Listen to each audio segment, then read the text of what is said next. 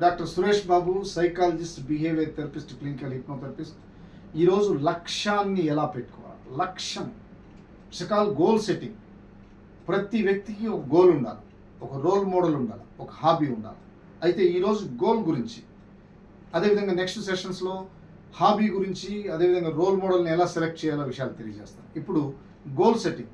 Goal సెట్టింగ్ని ఎప్పుడు smart కన్నా స్మార్ట్లీగా డిజైన్ చేయాలి. SMARTLY. ఎస్ ఫర్ స్పెసిఫిక్, స్పష్టంగా ఉండాలి. మీ లక్ష్యం చాలా స్పష్టంగా ఉండాలి. S for specific. M for measurable.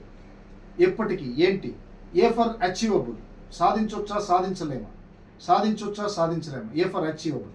Are for realistic, వాస్తవానికి దగ్గరుందా లేదా, నీ లక్ష్యం వాస్తవానికి దగ్గరలో ఉన్నావా లేదా, దాన్ని సాధించే దిశలో ముందుకెళ్తున్నావా లేదా. టీ ఫర్ టైం బౌండ్, కొన్ని గంటలు దానికోసం కేటాయించాలి, దానికోసం నిర్దిష్టంగా కొన్ని గంటలు పర్ఫెక్ట్ వర్క్ చేయాలి. ఎల్ ఫర్ లాయల్, నీ మీద నీకు నమ్మకం ఉండాలి.